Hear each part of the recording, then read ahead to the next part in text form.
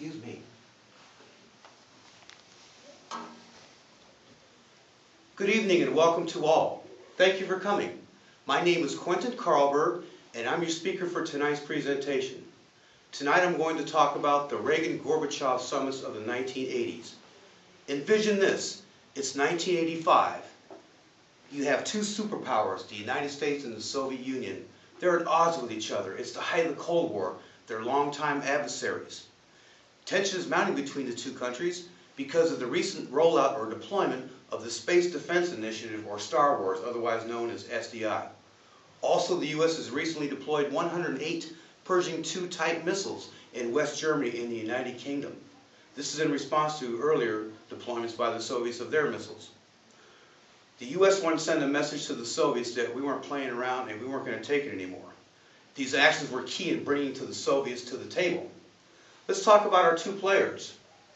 You have President Ronald Reagan, the great communicator, Western defense hardliner.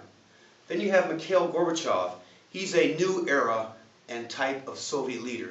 He introduced perestroika, which is restructuring, and he also introduced glasnost, which means openness.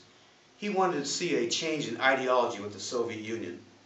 The two leaders were able to hold 5 summits in the span of 3 years. The summits resulted in a better understanding between the Soviet Union and the United States. They also resulted in better communication between the two countries. They also resulted in the signing of the Intermediate Range Nuclear Forces Agreement, otherwise known as INF. Also, the summits had an impact on ending the Cold War 3 years after the last summit in '91 with the collapse of the Soviet Union. Well, I hope this speech informed you of the importance of these events and how they affected the world and world history. I want to thank you for your time and attention, and have a nice evening.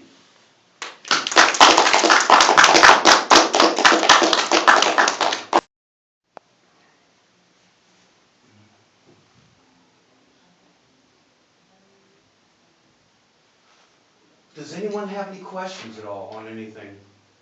Because I lived in Germany for 8 years when there was a divided nation there, and it was very interesting as a child and also as an adult. You can stop.